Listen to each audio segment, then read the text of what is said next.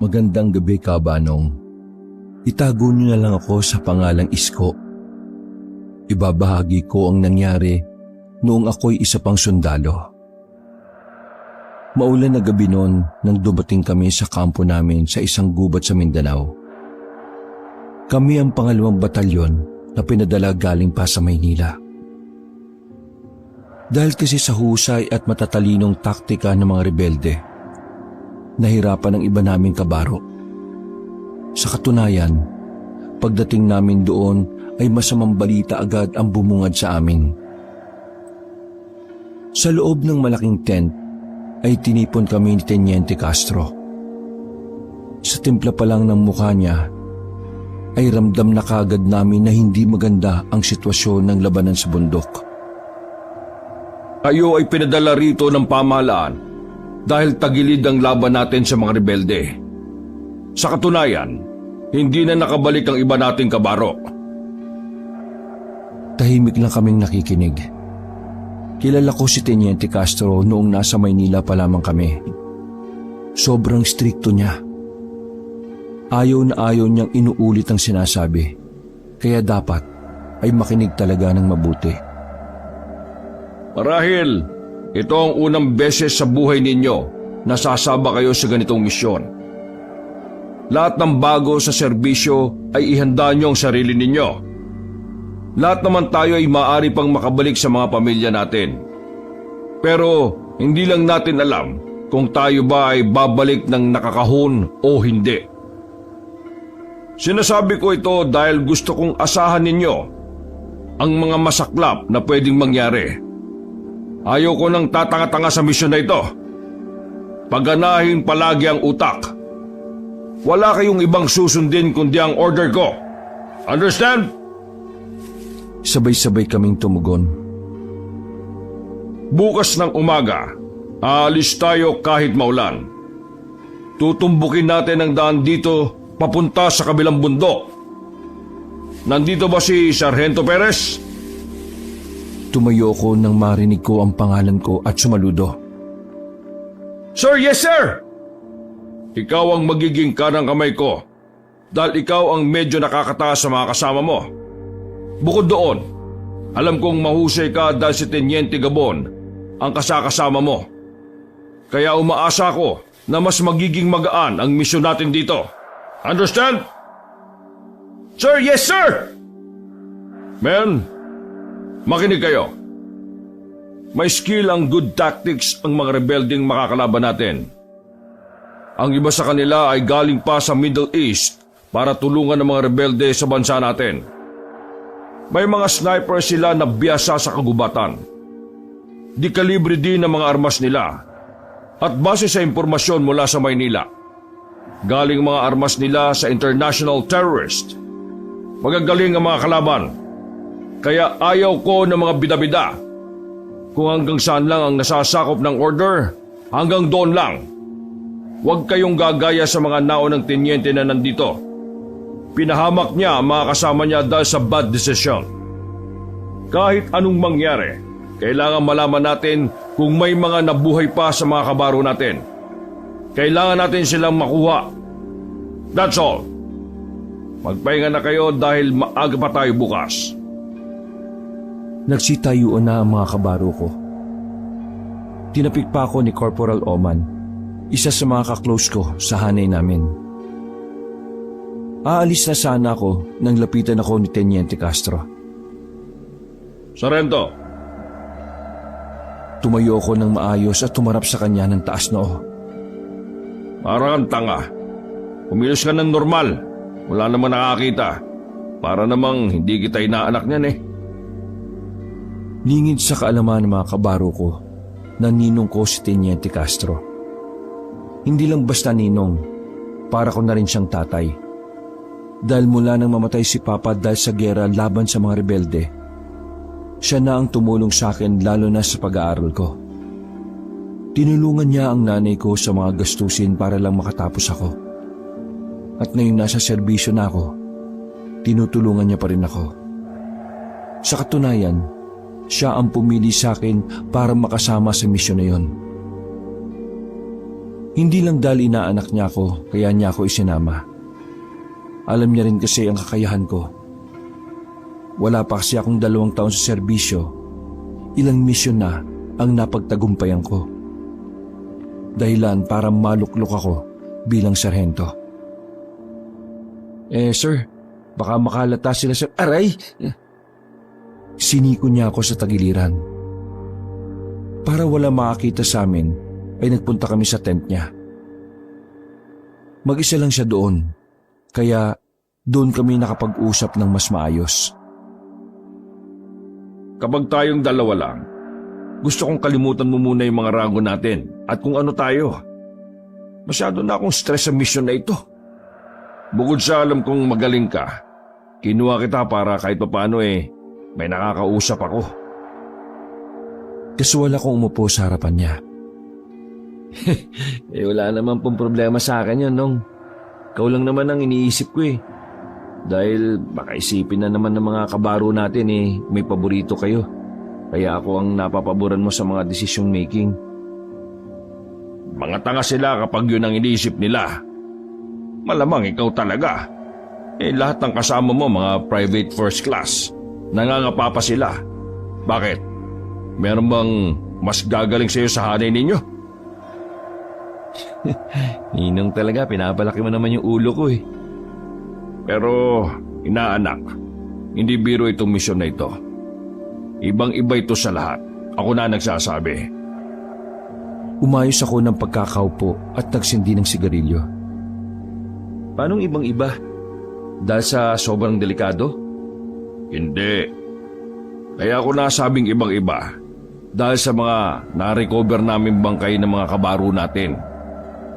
Anong meron? May natuklasan ba kayo? Tumango-tango ang ninong ko. Nagugulan pa nga rin ako kung bakit walang bala na na-recover sa katawan ng mga kabaro natin Sa halip, puro mga hiwa sa katawan lang at butas-butas sa mga tiyan nila. Parang hayop ang pumatay sa kanila Kasi kung matitinik na rebelde ang nakapatay sa kanila, makakapuno tayo ng isang balding bala. Kaso wala. Hindi kaya ibang rebelde ang nakapatay sa kanila? Na anak, walang ibang rebelde sa bundok na yon, base sa report. Grupo lang ni Baldo ang may hawak ng bundok na yon, kaya napaka-imposible na may iba pang grupo doon. Ngayon lang ako nakarinig niyan Ang gulo nga. Kaya napansin mo, hindi detalyado ang naibigay kong report kay Major. Hanggang ngayon kasi, hindi rin ako sigurado. Ayoko maglabas ng impormasyon hanggat hindi ko pa nakukumpirma kung paano ba talaga namatay yung mga kasama natin. Hindi kaya iba yung taktika na ginagawa ng mga rebelde? Baka sinadya nila yon para isipin natin na kulang sila sa baril. Yan ang aalamin natin. Kaya dapat bukas ng umaga, umalis na tayo. Nong, sino-sino na ba yung nakakaalam nito? Si Teniente Gabon, sa kanya ko lang sinabi. Sandali lang ang pag-uusap namin na yun ni Teniente Castro. Pumunta na rin ako sa tent namin. Pagpasok ko, tinawag agad ako ni Corporal Oman. Lumapit naman ako sa kanya. Buddy, handa ka na ba bukas?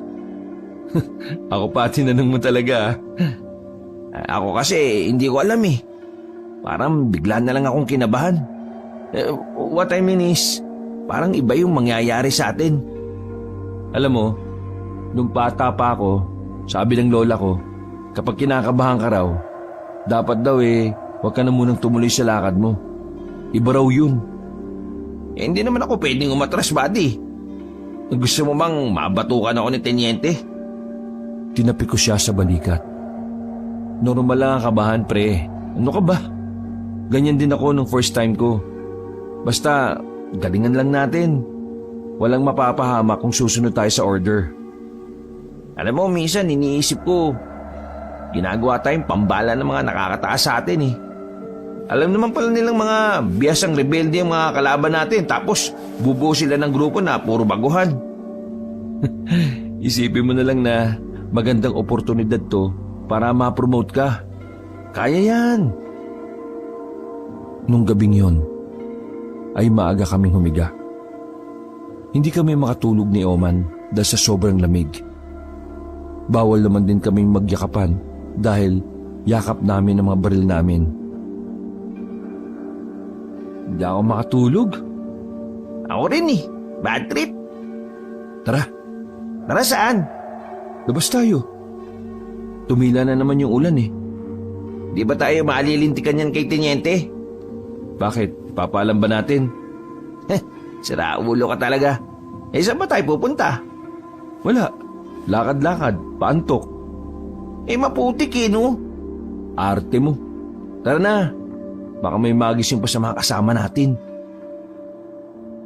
Palihim kaming lumabas ni Oman ng tent kabanong. Wala nang ulan nung mga oras na yon, pero basa pa rin ang daan. Tulog na ang lahat ng kasama namin. Maging sa kabilang dalawang tent ay tahimik na rin. Wala silang kaalam-alam na lumabas kami. Lalo na si Ninong. Hindi namin alam kung saan kami pupunta nun. Basta naglakad-lakad kami. Hanggang sa namalayan na lang namin na medyo malayo na pala kami sa kampo. Uy, ilog oh. Gusto ko sana maligo kaso lamig eh. Oh, baka mabati ka pa dyan. Malay mo, may maligno, edi jackpot ka. Umupo kami sa malaking bato at naglabas si Oman ng sigarilyo. Pagbuga namin ng usok, napatayo kami nang makitang may lalaking tumatakbo sa batuhan. Uy, Hindi tayo pwedeng makialam. May isa pang lalaki ang mahabol. Makiusap! Wag mo ako saktan! Pero nagulat na lang kami nang bigla nilang sinakmal ng kung sino ang lalaking yon. Bulagta kaagad ng lalaki. Hindi yan sakop ng order. Baka mayari tayo kapag nakialam tayo. gagi buddy. Eh, anong klaseng tao yun? Hindi ko rin alam no, pero palagay ko, kailangan na natin bumalik sa kampo. Hindi na kami nagtagal doon. Mahirap na. Umuwi kami sa kampo ng balisa. Sa halip na antukin, mas lalo tuloy kaming hindi nakatulog kakaisip sa nangyari. Kahit na anong gawin namin, hindi namin matukoy kung anong klase ng tao yon. Kinaumagahan ay maagang nagising ang lahat. Pinaporma na kami ni Teniente Castro sa tapat ng kampo. Napansin ni Teniente na kulang kami ng isa. Pasimple kami nagkatinginan ni Oman. Kinutabang kami na baka ang nakita naming yon ay kasamahan namin. Sinong nawawala? Sir! Si Valdez, sir! Valdez? Saan naman pumunta yon? Sir! Mamasya kagabi, sir eh! Tapos hindi na nakabalik!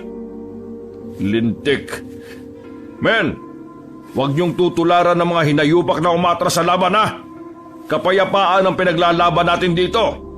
Hindi mga sarili natin. Sa mga nakakakilala kay Valdez na yan, ibigay ang buong pangalan sa akin. Walang bayag. Lalong dumiretso ang tindig naming lahat dahil sa madidiin na salita ni Teniente. Iandaan niyo ang mga sarili ninyo. Ayaw ko ng duduwag-duwag. Understand? Sabay-sabay kaming tumagon. Okay, men. Follow me. Nauna nang naglakad si Teniente. Nagsimula ng kabahan ng mga kasamahan namin. Kitang-kita ko yon sa mga mukha nila. Alam na alam ko yon dahil ganun na ganun ako noong bago pa lamang ako sa misyon. Sa unang isang oras ng aming paglalakad, isang kagimbal-gimbal ang bumungad sa amin nang makarating na kami sa baba ng bundok. May mga taong patay, lasog-lasog ang kanilang mga katawan. Tiningnan maigi ni Teniente ang bangkay. Nabasa ko sa mukha niya na parang may iba siyang naiisip. Teniente, ayaw ko mang sabihin ito pero palagay ko, hindi tao ang pumatay rito. Lasog-lasog eh. Anong gusto mong sabihin, Sarento? Hindi kaya may mabangis na hayop dito? Mabangis na hayop? Tulad ng alin? Hindi ko rin alam, Tenyente. Pero malabong tao ang gagawa nito. Hindi bababa sa 10 bangkay ang na-recover namin. Lahat ng yon ay puro mga sibilyan. Sa palagay nga namin mga magsasaka o kaya mga ngaso. Sa gilid kasi nila ay ang mga itak na parang hindi man lang nila nagawang bunutin. Sarento, tingnan nyo isang to. Agad kaming lumapit sa bangkay na nasa harapan ni Oman. Hawak-hawak pa ng bangkay na yon ang buntot pagi at ang isang supot ng bawang.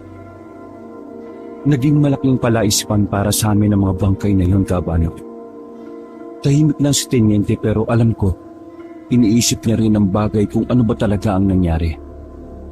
Ganun pa man, wala kaming pakialam.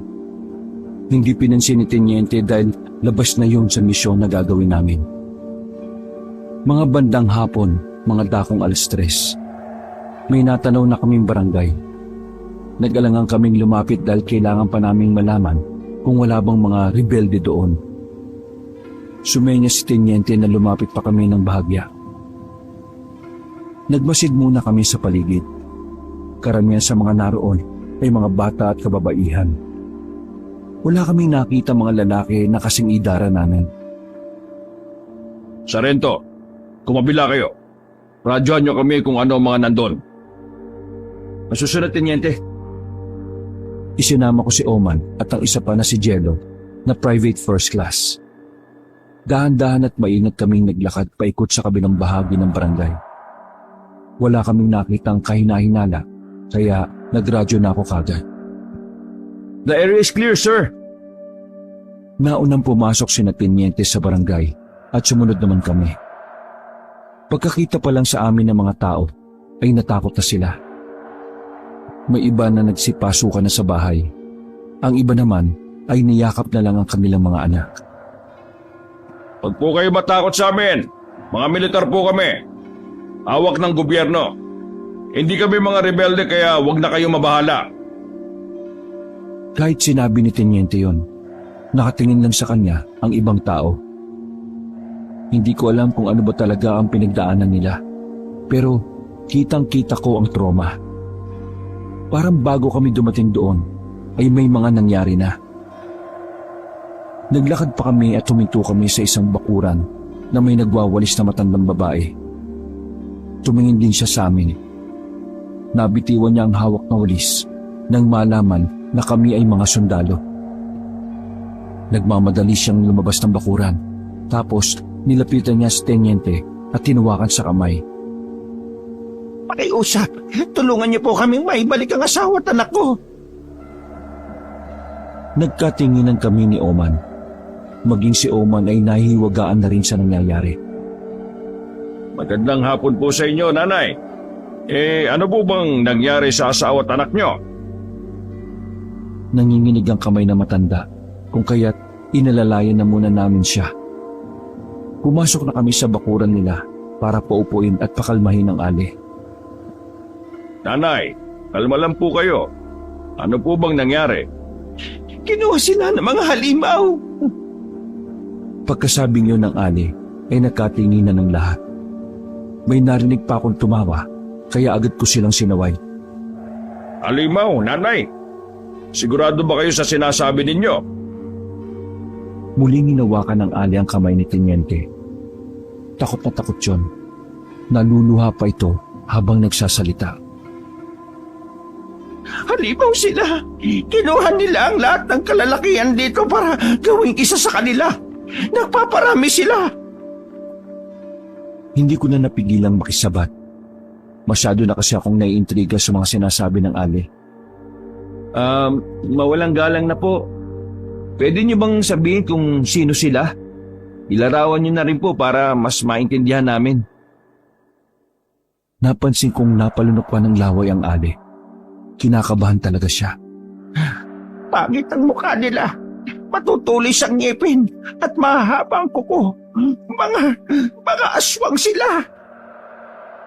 Doon na kami kinilabutan ni Oman. Hindi pa man masyadong nagpapaliwanag ang matanda. Palagay ko ay totoo ang kanyang mga sinasabi. Alam ko kasi kung kailan nagsisinungaling ang isang tao. Sandali. Ano kamong sabi ninyo? Aswang? Opo, mga aswang po sila. Hindi ko alam kung paanong nagkaroon ng aswang dito, pero marami sila. Mga mababangis. Kaya tulungan nyo kami. Baka kung anong gawin nila sa mga asawa at anak namin. Teka lang nanay ah. Ang iniisip ko po mga rebelde ang kumuha sa mga asawa at anak ninyo. Anong aswang ang sinasabi ninyo? Teniente, hindi kaya totoong may aswang? Hindi kaya aswang din ang pumatay sa mga nadaanan nating bangkay? Yung isa sa mga bangkay, may dalang buntot pagi at mga bawang. Yung dalawang yun, parehong pangontra sa aswang, Teniente. Pakiusap, maniwala naman kayo sa akin. Totoo ang sinasabi ko. Totoong may mga aswang. Hindi nagsalita si Teniente. Sinenyasan niya ako at sandali kaming lumayo. Hindi ako naniniwala sa mga aswang. Pero kung ikaw ang nasa kalagayan ko, Sargento, anong gagawin mo? Teniente, tingin ko, dapat nating malaman kung aswang ba talaga o hindi. Kasi, kung nagkataon na totoo pala, baka tayo naman ang mabiktima nila. Hindi tayo pwedeng madelay sa destinasyon natin. Base sa latest report, may mga kabaro pa tayong buhay pero bihag ng mga rebelde. Kailangan natin silang mailigtas kagad. Kung ano po sa tingin ninyo ang makakabuti, sir? May batang lalaki na lumapit sa amin. Sa tansya ko, nasa edad 7 pa lang yon. Wala siyang tsinelas, tapos tumutulo pa ang uhog. Mamang pulis! Bata, hindi kami pulis. Mga sundalo kami. Hinaplos ko pa ang ulo ng bata. Huliin niyo po yung mga aswang. Umupo ng bahagya si Teniente para kausapin ang bata. Bata, may nakita ka bang aswang? Opo, nakita ko po sila. Nakakatakot. Marami po silang kinuha. Kasama papa ko. Mga aswang po sila. Nakakatakot po sila. Huliin niyo po sila. Teniente, bata na ang nagsasabi Kilala mo ko. Hindi talaga ako maniniwala hanggat hindi ako nakakakita. Tipunin mo sila. Aalis na tayo. Hindi ko nagawang kumbinsihin si Teniente. Hinayaan ko na lang din. Isa pa, baka makaapekto pa yon sa misyon namin. Maraming salamat po at pinadaan nyo kami sa inyong barangay. Sige po, tutuloy na po kami. Hindi na nagsalita ang Ale. Umiiyak lang yun na maglakad na kami paalis. Maging ang mga tao ring nakatingin ay tila ba ayaw kaming paalisin. Habang naglalakad kami ay hindi maiwasan ni Oman na banggitin sa akin ang tungkol sa aswang. Si Oman kasi tubong kapis talaga siya. Kaya naman marami siyang nalalaman tungkol sa mga aswang-aswang. Talagay ko talaga, pre. Totoong aswang ang mga kumuha sa mga kamag-anakan nila. Yun nga rin ang hinala ko Pati nga rin yata yung nakita natin sa ilog. Siguro aswang din yun Pero ayaw maniwala ni Teniente. Wala tayong magagawa. Isa pa, kailangan nating mag-focus sa misyon natin. Kung sa bagay. Inabot na kami ng gabi sa paglalakad sa kagubatan, Kabanong.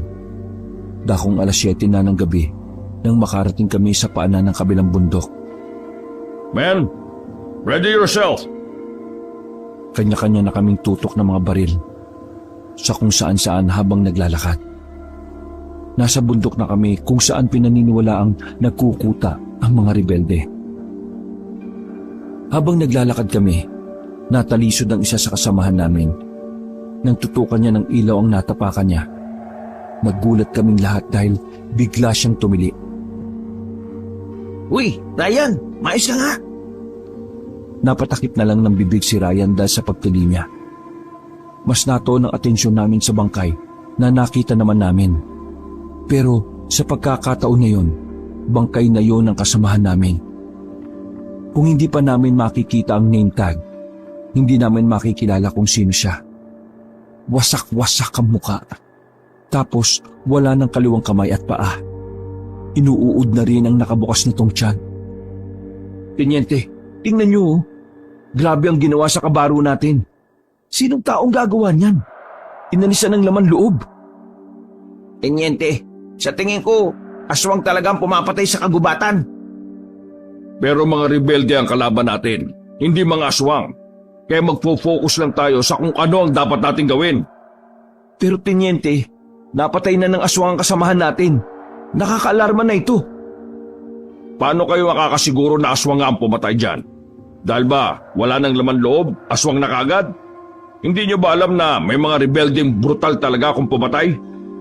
Pero Tenyente, paano kung sa atin naman? The only thing we can do for now is focus in our mission. Wala kayong papansinin na kung ano-ano na hindi related sa mission natin. Understand? Sir, yes sir! Wala kaming nagawa ni Oman kundi manahimik na lang. Samantala, inutusan naman ni Tenyente ang iba naming kasama na takpan na lang muna ng mga dahon ng saging ang bangkay ng kasamahan namin. Kung ano man ang kalaban natin sa mission na ito, hindi tayo patitibag. Now, let's move! Bumalik kami sa paglalakad. Paakyat na kami sa bundok. Marahan lang kami dahil may mga parte talagang basa pa ang lupa. Mga ilang sandali lang ay sumenya sa amin si Tenyente. Sabay-sabay kaming umupo. May narinig kaming kakaibang tunog. Parang mabangis na hayop na gutom na gutom. Move, move, move! Nauna nang naglakad si Tenyente. Nakasunod kami sa kanya para hanapin kung saan nagmumula ang kakaibang tunog na yon. Habang maingat kaming naglalakad kabanong, palakas ng palakas ang tunog. Pagtutok namin ng ilaw, nakita na nga namin ang isang lalaking nakasuot din ng uniforme na kagaya ng sa amin. May nilalapa siyang tao habang kinakawkaw ang tiyan. Pagtingin sa amin ng lalaki, nakilala siya ng iba naming kasama. Tenyente, si Burgos po yan! Gumapang na mabilis ang kasamahan naming si Burgos patungo sa amin. Nang kaunti na lang at maaabot na niya kami, ay pinaputokan kagad siya ni Tenyente sa ulo. Bulagta kagad si Burgos. Sirit ang dugo niya. Samantalang gulat na gulat naman kaming lahat. Maging si Tenyente Castro ay hindi rin makapaniwala. Nanlaki ang mga mata nito habang nakatingin sa patay ng si Burgos. Tenyente, hindi kaya naging aswang sila? May kakayaan ng mga aswang na magparami, Tenyente. Hindi kaya nabiktima sila at naging aswang? Hindi ito magandang senyales. Iba ang pakiramdam ko, pero kailangan pa rin nating tumuloy. Tenyente, paano kung makasalubong natin yung mga kabaro natin tapos aswang na sila? Sargento, para ka namang hindi na grade 2. Palagi mong tatandaan na kapag nalagay sa alanganin ang buhay mo, kailangan mong protektahan ang sarili mo. Pero mga kasama natin sila, sir!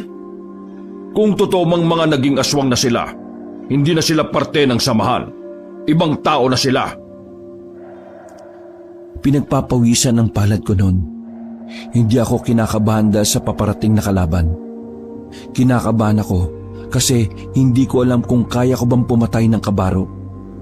Kahit pa naging aswang na sila, mahirap para sa akin na paputukan sila, lalo na kung naka-uniforme pa. Parang nabawasan ang katapangan ko nung mga sandaling yon. First time akong mabahala. Dahil na rin sa yun din ang unang pagkakataon na nakatagpo kami ng mga aswang. Let's proceed! Napailing na lang kaming dalawa ni Oman. Nakaramdam kami ng awa kay Burgos. Pero yun na ang kapalaran niya. Minalas lang talaga siya dahil nabiktima siya ng mga aswang. Medyo malayo na ang nalalakad namin. Naganap muna kami na matitigilan. Habang nagbabantay kami ni Oman sa paligid, nilapitan kami ni Tenyente. Himala na siya pa mismo ang nagbigay sa amin ng sigarilyo. Hindi ko inakala na hahantong ang misyon natin sa ganito. Mukhang mahihirapan tayo. Dalawa ang kalaban natin, mga rebelde at yung sinasabi niyong aswang. Kaya kung ano man ang kahantungan ng gagawin natin at kung sino man sa atin ang mabuhay, sana'y makarating ito sa nakatataas. Malamang, Tenyente, hindi sila maniniwala.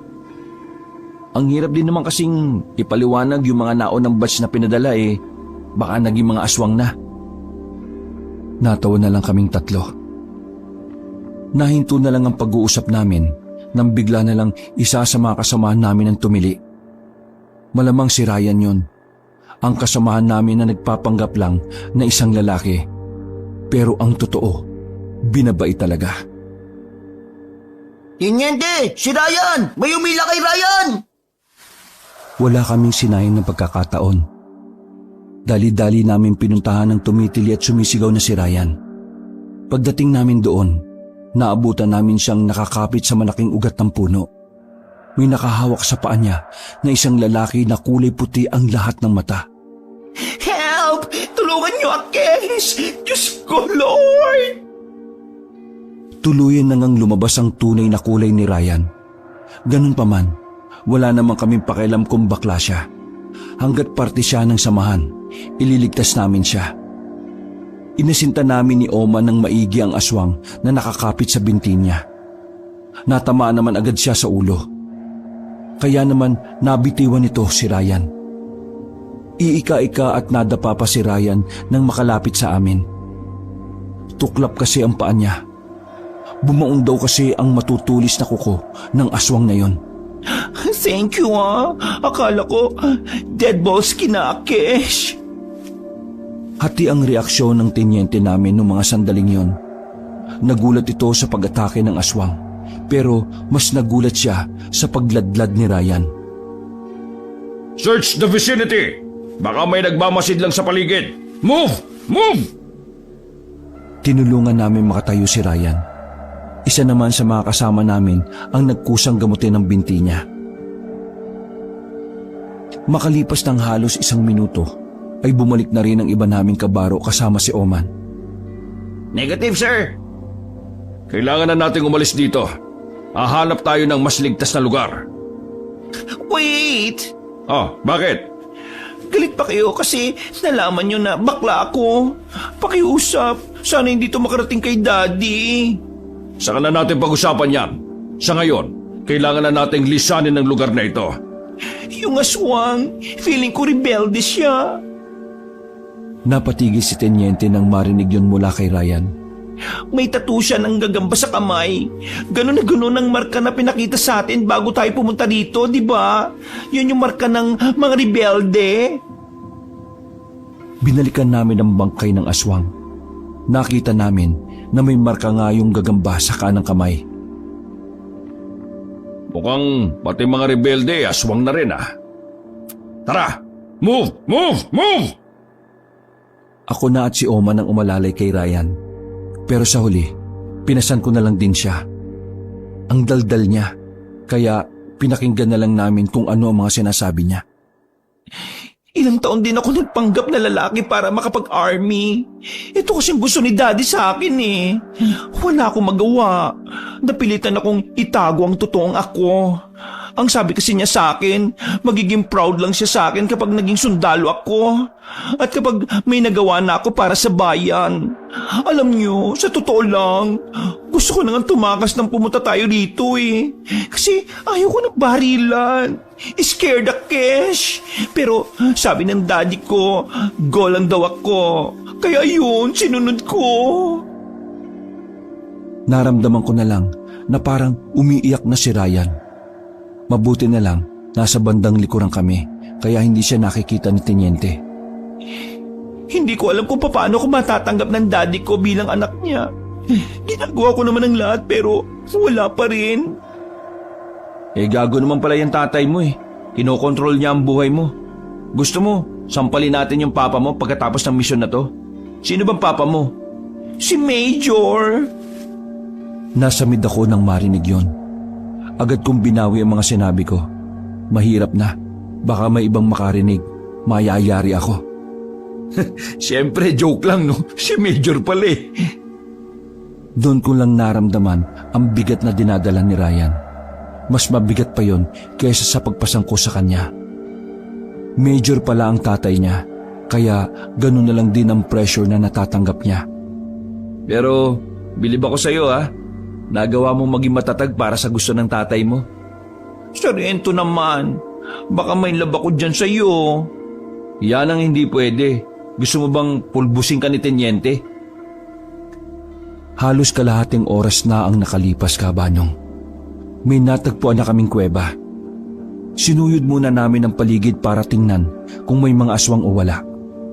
Nang masiguro namin na ligtas ang area, ay saka na kami pumasok sa kuweba.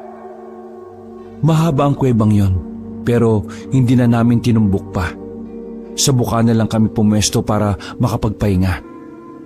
Magpahinga muna tayo. Pero asawahin nyo yung mga baril ninyo, ha? Ibinaba ko na noon si Ryan. Matalim ang tingin sa kanya ni Tenyente.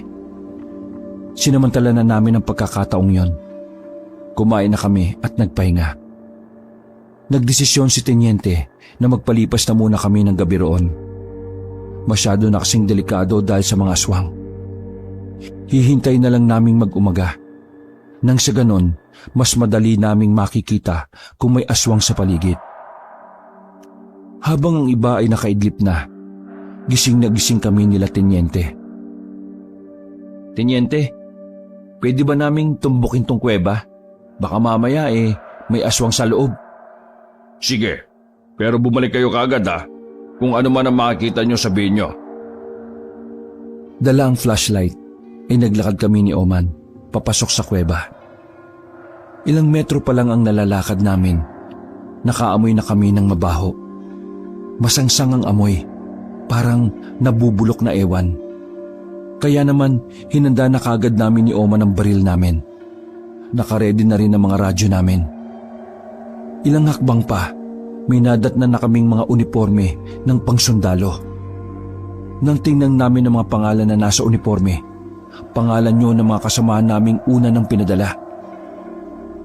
Pucha, buddy. Sa mga kasama natin to Wala kahit na kaunting bahid ng dugo ang mga uniforme. Kaya nasisiguro kong hinubad lang nila to. Pero ganun pa man, huwag tayo masyado magpakampante. Huwag nating alisin yung anggulo na baka mga aswang na rin sila. Tara, kailangan na nating Napatigil ako nang marinig namin na merong paparating. Mga ilang sandali lang, isa sa kasamahan namin ang lumabas mula sa madilim na parte.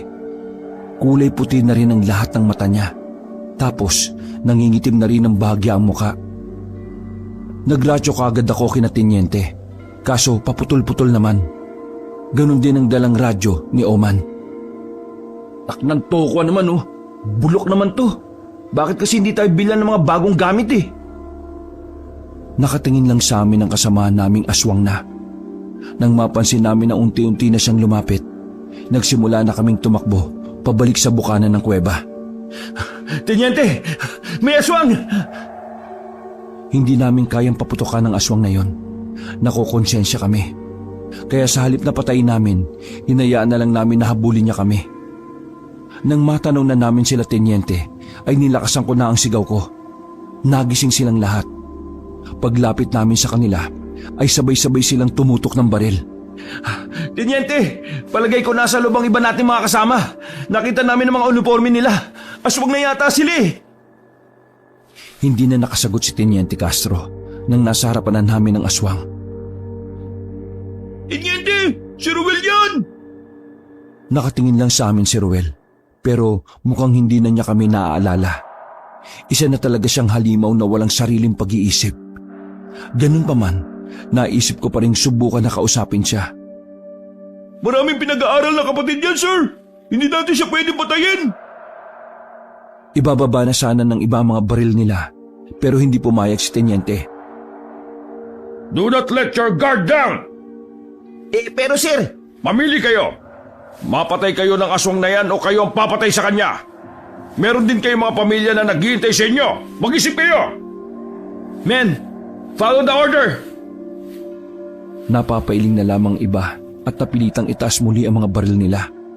Tenyente, susubukan ko siyang kausapin para malaman natin kung kaya niya bang kumilala. Tumango lang si Tenyente bilang pagpayag. Lumapit ako ng bahagya habang nasa gatilyo ng mahabang baril ko ang daliri ko. Ruel, nakikilala mo ba kami? Hindi sumagot si Ruel. Ruel, kami ito... Bigla niya akong nilundagan. Tangkang kakagatin na niya sana ako nang biglang may bumaril na kay Ruel. 2 beses yung pinaputokan sa ulo. Pagtingin ko sa gilid, nakita ko si Ryan na nakaporma. Sorry guys, master na si Ruel eh. Nakaramdam ng panghihinayang ang mga kasamahan namin. Mas kilala kasi nila si Ruel kaysa sa amin. Kaya ganun na lang ang lungkot at pagkadismaya nila. Buti ba si Ryan mas pinairal ang pagiging militar kaysa sa emosyon? Now, let's move on! Nasa labas na kami ng bukana ng kuweba nang bigla na lang may mga bumagsak na aswang mula sa mga puno. Walang pagdadalawang isip namin pinaputokan ng mga yon. Ilan sa amin ang nasugatan. Kabilang na doon si Teniente at si Oman.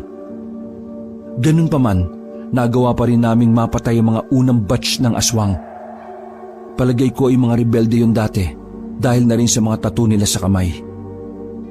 Hindi pa kami nakaka-recover sa pag-atake. Narinig namin na may mga palabas na aswang mula sa loob ng kuweba. Marami ang sugatan sa amin nun. Ngunit kaya pa naman naming lumaban. Pero ang iba ay matindi na ang tama. Inakala namin ako konti lang ang nasa loob. Kaya naman tinatagan namin ang loob namin. Kahit nasugatan ng iba, ay pumorma pa rin kami. Nakatutok lang ang mga baril sa kuweba. Ang kaso nga lang, bigla na namang may nanggaling sa puno. Sa pagkakataon na yon, dito na kami nalagay sa alanganin. Nalagas ang marami sa kasamahan namin. Talsika ng mga dugo. Ang iba pa sa kabaro namin ay mga kapwa sundalo namin ang nabaril. May mga daga kasi sa dibdib kaya hindi na naitutok ng maayos ang baril habang inaatake kami. Muli, napatay namin ang mga aswang na malapit sa amin. Ngunit ganun pa man, kami na lang 4 ang natira ni Teniente at Oman, kasama na rin si Ryan na nakaharang sa kuweba. Marami pang aswang ang nasa loob ng kuweba na umambang lalabas. Kapag nilusob kami ng mga yon, walang magagawa ang baril namin dahil sa dami nila. Mabibilis din kasi ang mga yon. Bukod pa ron, madilim din dahil flashlight lang naman ang nagsisilbi naming ilaw. Kaya naman naisip ni Teniente na umatras na muna. Yun ang paraan na kanyang naisip para makasalba ng mga sandaling yon. Retreat! I said retreat! Paikaikang dinampot ni Ryan ng isa pang baril. Isinukbit yon sa kanyang kilikili. Tiningnan niya lang kami at ngumiti. Hindi makalabas sa mga aswang dahil nakaharang si Ryan sa daanan nila. Nakatutok din ng 2 baril sa mga yon kaya kahit na papaano nag-aalangan ng mga aswang. Ryan, anong gagawin mo? Sabi ko umatras na! That's an order! Sorry, Teniente. This girl is on fire! Umalis ka dyan, Ryan! Saktong nakatapat pa kay Ryan ang nakatumbang flashlight kaya nakita namin ang huli niyang ngiti. Nagsalita siya at nagulat kami dahil binalik niya ang boses niya bilang lalaki. Patawarin niyo ako, Teniente. Pero this time, hindi ako susunod sa inyo. Pakisabi na lang kay Daddy na ang bakla niyang anak ay mamamatay bilang bayani. Ryan! Hindi na siya lumingon sa amin. Nagpaulan siya ng maraming bala sa mga aswang na naroon. Lasog-lasog ang katawan at basag ang bungo ng mga aswang na naroon. Buong akala namin na yun na ang pinakahuli. Pero nanlumo kami nang meron pa palang kasunod. Sa pagkakataon na yon, ang mga kabaro namin na naging aswang ang palabas ng kuweba. Tumakbo na kami paalis. Masakit man sa amin na iwan si Ryan pero kailangan naming makaligtas. Habang papalayo kami, nakita namin kung papaanong pinagtulungan siyang lapain ng mga dati naming kasama. Nang makalayo na kami, ay narinig pa namin ang putok ng baril. Pero makalipas lang ang halos 1 minuto, ay natahimik na rin ang kagubatan. Hudyat na ang baklang si Ryan ay tuluyan ng namatay. Nakatakas kaming tatlo, pero sobrang bigat ng kalooban namin. Hindi namin inakala na darating kami sa ganoong punto, na kailangan pang may magsugal ng buhay para lang makaalis kami. Makalipas ang ilang oras na paglalakbay sa kagubatan, ay narating na rin namin ang kuta ng mga rebelde. Pero wala na kaming inabutan sa mga naroon. Isang maliit na barangay yon. May mga kabahayan na yari sa bato. Pero nagmistulang ghost town na yon dahil lahat ng naroon ay bangkay na. Puno ng langaw ang daan. Marami ding bahay ng natuyong dugo ang bawat dingding ng kabahayan. Tenyente, ligtas ba tayo dito? Akay-akay ko si Tenyente na mas may damage siya kaysa kay Oman. Yung tuhod kasi ni Tenyente ay may tapyas dahil sa kagat ng isang aswang, habang si Oman naman ay kalmot lang sa likuran. Wala na tayong choice. Doon sa malaking bahay. Tara, doon tayo magpahinga. Baka may tao dun. Bukas ang ilaw eh. That's an order. Pinasan ko na si Tenyente para mas mabilis kaming makarating. Paglapit, yun na ang bukod tanging bahay na hindi inabot ng kaguluhan. Malinis pa sa loob. Wala naman tao kaya pumasok na rin kami. Isinarado namin ang mga bintana at pintuan. Binaba ko si Tenyente at maingat ko siyang inihiga sa sahig, habang si Oma naman ay umupo lang. Titingnan ko sa itaas kung may makikita kong pwedeng igamot dyan. Matapos ko magpaalam ay umakyat na rin ako. Pag-akyat ko, magulo ang naabutan ko. Nakakalat sa sahig ang ilang gamit. Kumpirmado talaga na kuta ng mga rebelde yon dahil may mga nakita kong naiwan pang mga mapa at strategy plan. May nahanap akong pang first aid. Wala nang ibang naroon kaya talo-talo na. Inagapan ko kagad ang pagdurugo ng binti ni Tenyente. Tinapalan ko ng benda ng maayos para hindi maimpeksyon. Si Oma naman ay inasikaso ko rin. Hindi grabe ang tama niya, pero siyempre kahit paunti-unti ang nawawalang dugo sa kanya ay hindi pa rin dapat baliwalain. Nakapagpahinga kami kahit na papaano. Wala na kaming ibang mapuntahan, kaya kahit hindi namin sigurado kung ligtas ba kami roon o hindi, talagang pinatos na namin. Tenyente, Sarento, ano bang gagawin natin? Hindi nakakayanin ng mga baril natin ng mga lintik na aswang na yan. Kaya mas magandang may makaligtas sa atin para maihatid ang impormasyon sa mga nangyari. Wala tayong palag sa mga halimaw na yon. Malapit na mag-umaga. Dito na tayo magpalipas. Tama. Hindi na tayo malalapitan ng mga aswang kapag umaga na. Lahat sila takot sa sikat ng araw. Ngayon, naiintindihan nyo na ang tunay na laban.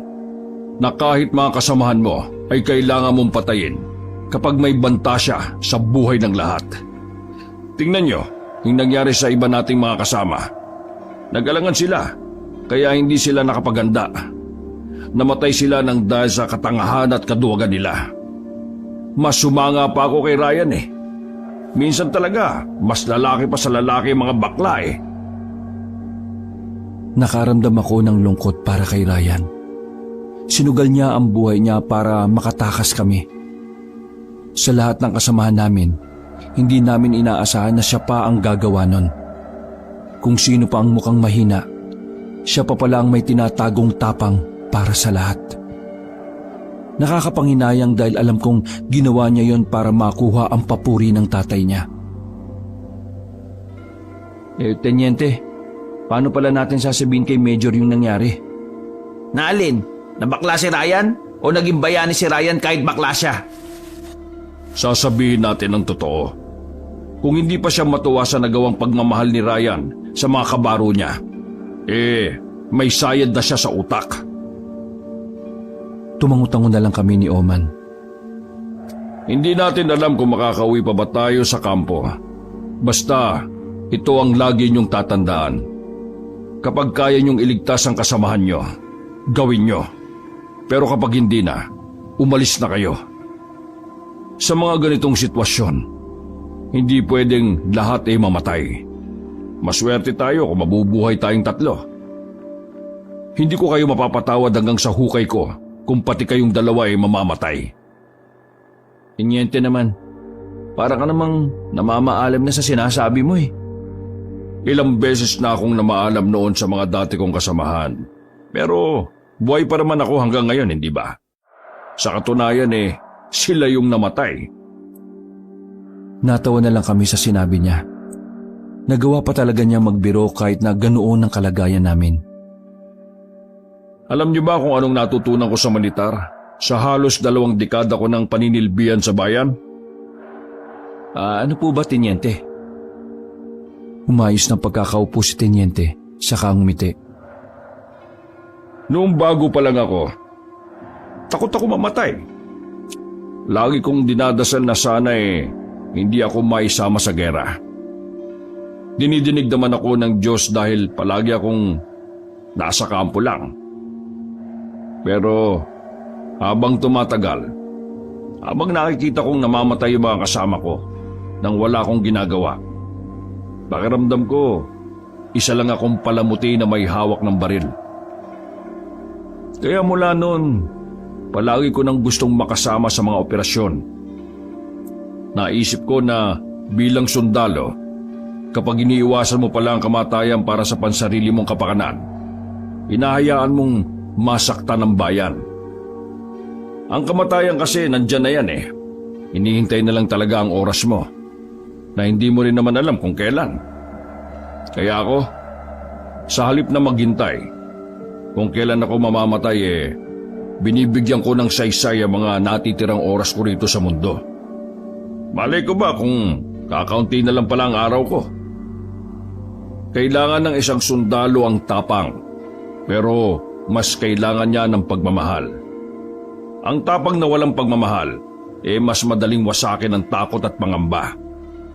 Kaya kayo mga bago sa serbisyo, alalayan niyo ang puso at ang inyong isip. Para kahit namamatay kayo, nakangiti kayo na aakyat sa langit. Medyo gumaan ang pakiramdam ko sa mga sinabi ni Teniente Cabanong. Napakasarap sa kalooban na makarinig ng mga ganong salita mula sa isang matagal na sa serbisyo. Matapos ang pag-uusap, kwentuhan at tawanan, ay nagdesisyon kami na magpahinga muna. Pero ako, nanatili akong gising. Hindi makatulog, kaya minabuti ko na lang na talagang magbantay para makapagpahinga sila na maayos. Habang natutulog sila, pasilip-silip ako sa bintana. May pagkakataon na lumalabas ako ng bahay para tingnan kung may ibang naroon. Dakong 6:00 na ng umaga nang magising na sila Teniente at Oman. Hindi ko na namalayan na nakaidlip na rin pala ako habang nakasandal sa dingding.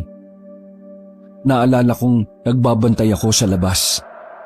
Nakampante ako nang makitang maliwanag na. Umalis na kagad tayo. Baka bukod sa mga aswang may mga buhay pa palang rebelde at balikan tayo dito. Move! Move! Move! Hindi na nagpaalalay si Teniente ng mga sandaling yon. Kaya na raw niya maglakad mag-isa, kaya hinayaan ko na lang. Lalabas na sana kami ng pinto nang makarinig kami ng mga kakaibang tunog. Agad na napasilip si Teniente sa bintana. Punyeta! Nandito na sila! Akala ko ba hindi sila lalabas ng umaga? Paano nangyari yun? Naalarma na lang kami nang biglang may kumalubog sa pinto. Nang silipin namin ulit ay nasa tapat na sila ng bahay. Kinilabutan ako nang makita ko mga nakaunipormeng aswang. Lahat sila ay tumutulo pa ang laway. Naloko na! Nakaharang sila sa pintuan. Saan tayo lalabas? Teniente, dito! Tinuro ko pa ang bintanang salamin at saka ako binasag. Medyo maliit lang ang bintana pero kasya naman ang isang tao. Teniente, tara na! Tumingin lang sa akin si Teniente sabay ngumiti. Alam ko na kung anong ibig sabihin nun, kaya kinabahan ako. Hirap na akong tumakbo kaya kapag sinama niyo ako, maabutan lang nila tayo. Lahat tayo mamamatay. Kaya umalis na kayo.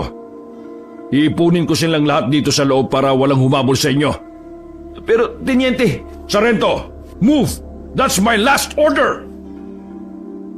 Naiyak na lang ako nang makita ko ang huling ngiti ni Ninong sa akin. Buddy, tama si Teniente. Kailangan may makaligtas sa atin. Inaanak, yung regalo ko sa iyo para sa darating na Pasko. Nasa ninang mo. Nakita ko may tumulong luha mula sa mga mata niya. Hindi ko na rin napigil ang sarili kong maiyak. Sobrang dami na naming napagsamahan. Siya na ang tumayong tatay sa akin. Noong mga sandaling yon, ayaw ko talaga siyang iwan. Pero palagi niyang sinasabi sa akin na kapag may order ang nakatataas, wala akong ibang gagawin kundi sundin yon. Masaya ako para sa iyo, anak. Maging mas mahusay ka pa sanang sundalo. Tumalikod na sa amin si Teniente. Hinila na ako ni Oman at pinaunang lumusot sa may bintana. Paglusot ni Oman, nakita na lang namin na bumukas na ang pinto. Marahang nagsipasukan ng mga aswang. Nagawa pa nga makapagyabang ni Teniente noong mga pagkakataon na yon. Ako, laban sa lahat, mga mahihinang nilalang! Nagpaulan ng bala si Teniente at sinamantala na namin yon para tumakbo palayo.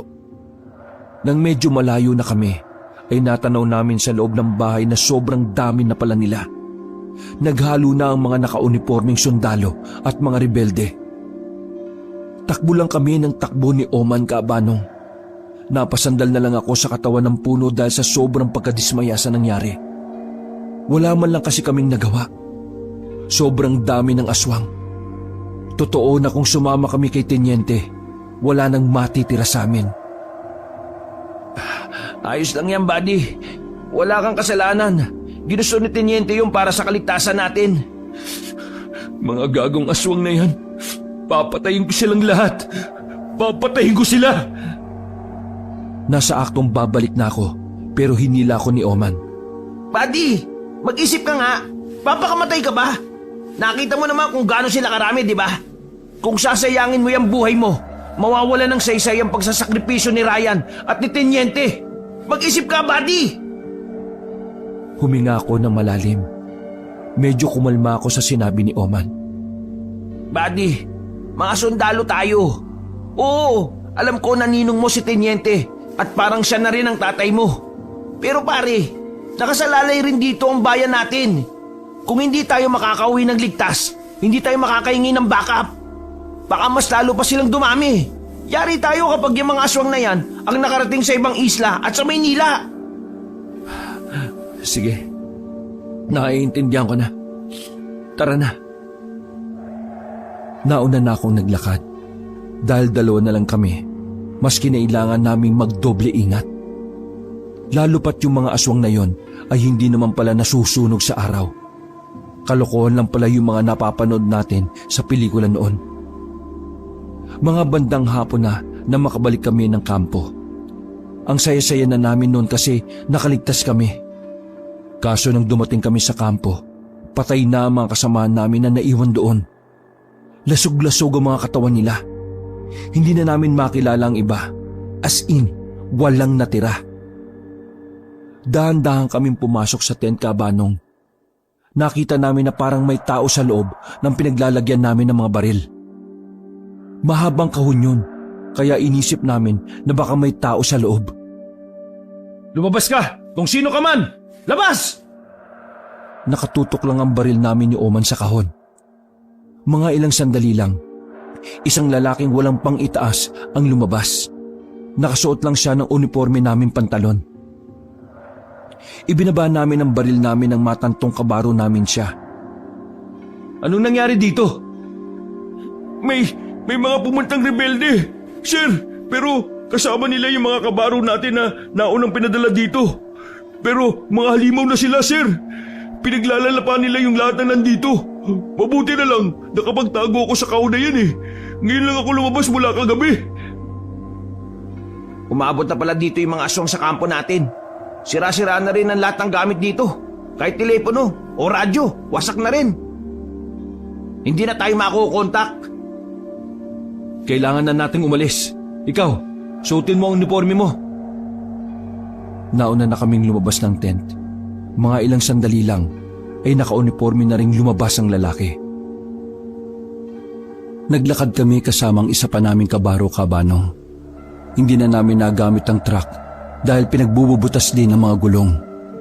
Sa kalagitnaan ng aming paglalakad, nakaramdam kami ng mga kaluskos sa gilid.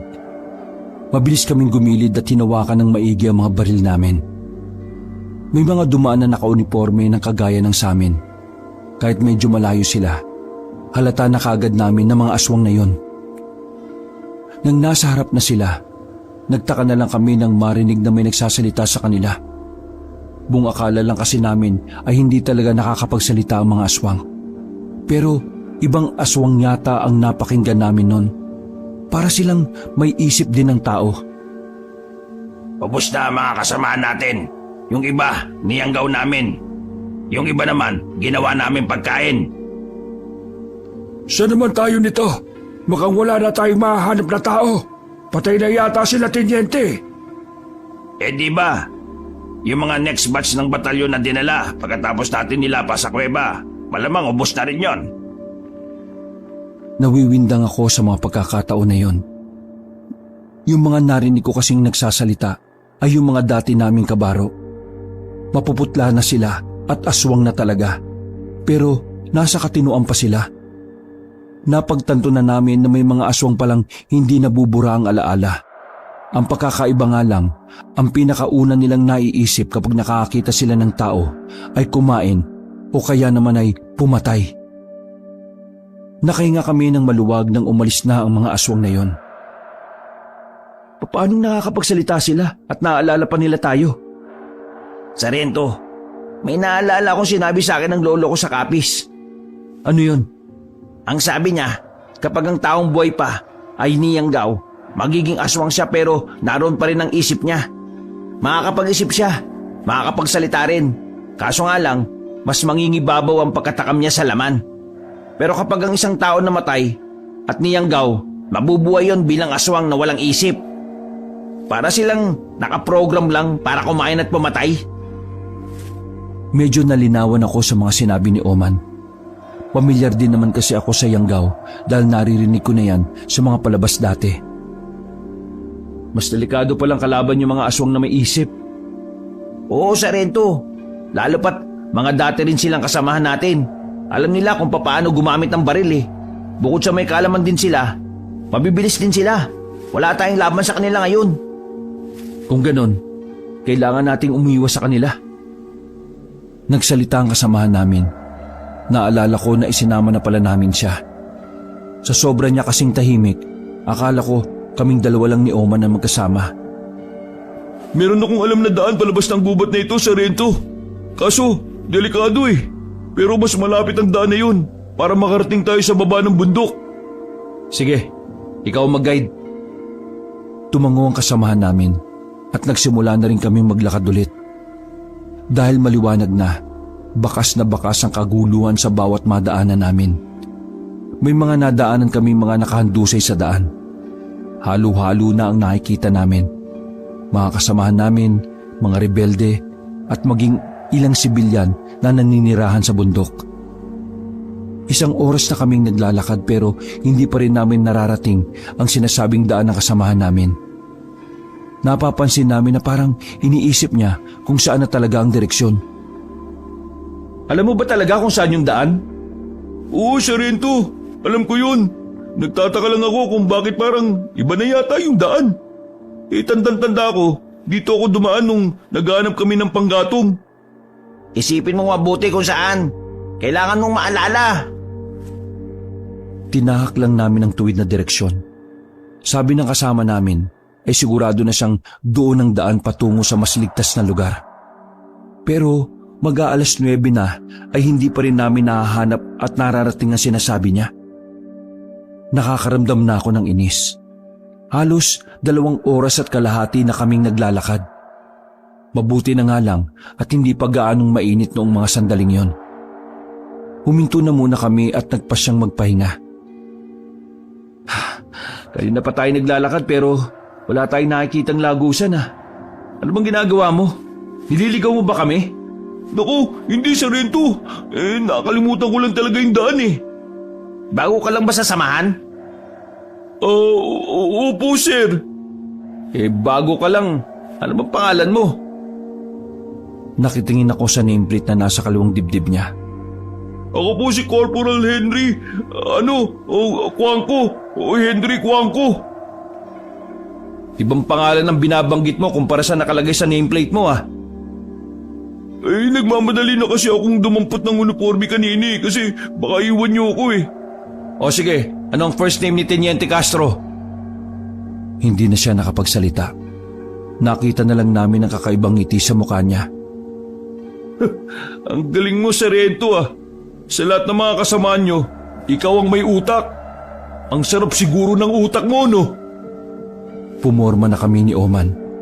Naramdaman na lang namin na may dalawa pa palang kasamang lalaking yon. Maya-maya lang, nagbago na ang anyo ng lalaki. Pumangit na ito at lumabas ang matutulis na pangil. Habang ang mga kasamahan naman niya ay parang asong ulol na naglalaway. Dito na kayo mamamatay, mga sir! Mauna ka, siraulo! Wala kaming sinayang na pagkakataon. Pinagbababaril namin sila. Nakagapang pataas ng punong nyog ang lalaki, habang ang dalawa niyang kasama naman ay sabog ang bungo. Dahil sa ginawa naming pagpapaputok, naalarma namin ang iba pang aswang na nung mga sandaling yon, nasa kalapit na lugar lang pala. Good luck, mga sir! Parating na ang iba!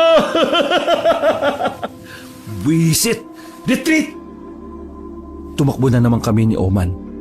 Yun na lang talaga ang magagawa namin. Hindi na kami pwedeng makipagbabara ng barilan. Paubos na ang mga bala namin. Hindi rin naman kami nakapag-reload sa kampo dahil lahat ng baril doon ay kinuha ng mga aswang. Sargento, mauna ka na! Gago, magkasama tayo! That's an order! Gago ka ba? Mas mataas ako sa'yo? Anong that's an order na pinagsasabi mo? Magkasama tayong tatakas! Hinila ko si Oman. Nagpagulong-gulong kami nang madulas kami pababa ng bundok. Ganun pa man, hindi namin binitiwan ang baril namin. Nang tumingala kami, nakita namin nasa itaas sila. Para silang mga gagambang gumagapang. Nagpaputok kami ng mangilan-ngilan. May mga natatamaan naman kami. Pero parang hindi sila nauubos. Kapag nababawasan, may nadadagdag kagad. Ganun na karami ang nagawang aswang. Sumabit ako sa sanga ng puno. Hindi ko matanggal-tanggal ang pagkakasabit nun, kaya nagkaroon kami ng problema. Habang tinatanggal ni Oman ang uniforme ko na sumabit sa sanga, nagpapaputok ako dahil nasa 20 metro na lang ang layo nila. Nakahinga ako ng maluwag na matanggal na ni Oman ang pagkakasabit ko. Bababa na sana kami pero napahinto kami sa nakita namin. Ilog na pala ang babagsakan namin. Wala na kaming ibang madadaanan kundi yun lang. Paglingon namin, palapit na ang mga aswang. Kung hindi kami tatalon doon, magiging merienda kami ng mga lintik na aswang. Umanda ka, Oman! Handa na ako, Sargento! Bago kami malapitan ng mga aswang, ay tumalon na kami pababa. Para akong mabibingi na bumagsak na kami sa tubig. Nang makaahon kami, nakita namin na hindi na nila kami binaba. Nakatanaw lang sila sa amin. Sargento, mukhang takot sila sa tubig, oh! Kung ganon, magpadala na lang tayo sa agos. Pumunta kami sa parte na may malakas na agos. Humawak na lang kami sa katawan ng puno. Bago kami tuluyang tangayin, nakita naming tila galit na galit ang mga aswang. Lamig na lamig kami sa tubig pero ang mahalaga sa amin, nagawa naming takasan ang sandamukal na aswang na yon. Wala kaming ideya kung saan kami dadalhin ng alon na yon. Basta't hinigpitan na lang namin ang hawak namin sa katawan ng puno. Makalipas lang ang halos 30 minutos, bumara na ang troso sa batuhan kaya umahon na rin kami. Mababaw na ang tubig sa parte na yon. Sa hindi kalayuan, nakita naming may mga kababaihang naglalaba. Lalapitan sana namin sila para magtanong pero natanaw din namin ang ilang armadong lalaki. Lumapit kami ng bahagya at nagtago sa gilid. Mga rebelde sila. Namumukhaan ko ang isang lalaking mataba, balbasarado at malaking tiyan. Siya si Baldo, ang leader ng mga rebelde.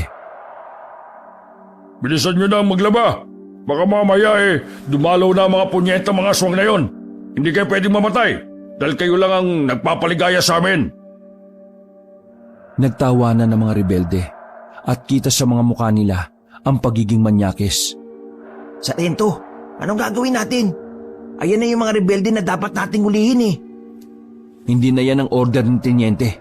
Ang order, kailangan natin makauwi ng ligtas. Tumango na lamang si Oman. Hindi na namin pinansin ang mga rebeldeng yon. Palihim kaming umalis. Ginabi na naman kami nang makarating na kami sa isang barangay. Nasa paanan sila ng bundok. Maraming kabahayan at halos dikit-dikit na. Nagdadalawang isip ako noon kung tutuloy pa ba kami doon. Hinala kasi namin na may ilang pang rebelde na nakatira doon. Kapag nakita nilang nakauniforme kami o kaya kapag nakita nilang wala kaming tatak na gagamba, siguradong sasabog ang bungo namin. Nag-obserba lang muna kami sa barangay na yon. Nakatago kami sa mga puno. Hindi nagtagal, nakita na lang namin na may mga armado nang nagsilabasan. Mahaba ang mga dala nilang baril. Ang iba ay nakasakay pa sa isang truck na halatang ninakaw lang sa mga dating kampo ng militar. Nagulat na lang kami kabanong nang biglang may mga nagsampahan na aswang sa bubong ng kabahayan. Doon nagsimula ang putukan. Nagkandalabo-labo na sila. Habang abala sila sa pagpapatayan, nakita kong naiwan na walang tao ang truck. Yun na lang ang natatanging paraan para mas mabilis kaming makaalis. Tinansya muna namin ni Oman ang sitwasyon. Hinihintay na muna namin silang makalayo sa sasakyan. Nang makatsyempo kami, saka kami lumabas at tumakbo patungo roon. Cover me! Lahat ng aswang na lalapit sa akin ay pinapaputukan ni Oman sa ulo. May ilang rebelde ang nakakita sa amin pero wala silang nagawa. Nilalapa na kasi sila ng aswang. Pagsakay namin ng truck, pinagbababaril kami ni Baldo. Dumating na pala sila. Pero buti na lang ay hindi kami natamaan. Sakto na naiwan din ang susi ng truck kaya pinandar ko kagad. Sinagasaan ko ang mga nakaharang na aswang at rebelde. Wala na silang nagawa nang makalabas na kami sa barangay na yon. Para kaming natanggalan ng tinik sa lalamunan nun. Gamit ang truck na yon, nakarating kami sa lokal ng Mindanao. Nagbigay kami ng salaysay base sa mga nangyari. Agad naman nilang pinaalam sa mas nakakataas ang mga impormasyon na dala namin. Kinabukasan ng umaga, dumating si Major. Sa kanya namin unang sinabi ang detalyadong pangyayari. Pero siyempre, hindi agad siya naniwala na mga aswang ang nakalaban namin at hindi rebelde. Maging ang iba ring opisyal ay hindi kumbinsido sa mga sinabi namin. Para maniwala, nagpadala sila ng mga helikopter dun sa area na yon. At dun nila nakita na hindi nga normal ang mga taong naroon. Nagsagawa sila ng airstrike. Dinamay na rin nila ang kuta ng mga rebelde dahil sinabi namin ang lokasyon. Napatay at naubos nila ang lahat ng aswang sa bundok. Pero may mga rebelde pa rin nakatakas kasama si Baldo. Ang mga natuklasan nila ay nilihim na lamang sa publiko. Maging kami ni Oman ay sinabihan din na ibaon na lang namin sa limot ang tungkol sa aswang. Samantala, habang nagpapahinga kami sa klinik, ay pumasok si Major. Nabasa niya kasi sa report namin na kasama sa mga namatay ang anak niyang si Ryan. Major, namatay po si Ryan para sa amin, para sa bayan, at para sa inyo. Nakita kong lumungkot lang ang mukha ni Major. Tumango-tango lang siya. Baka sa mukha niya ang pagiging proud sa anak niya. Hindi na namin sinabi ang tungkol sa tunay na pagkatao ni Ryan, ang kanyang kabaklaan. Hinayaan na lang din naming mabaon yun sa limot. Kagaya na lang din ng tungkol sa mga mababangis na aswang. Wakas.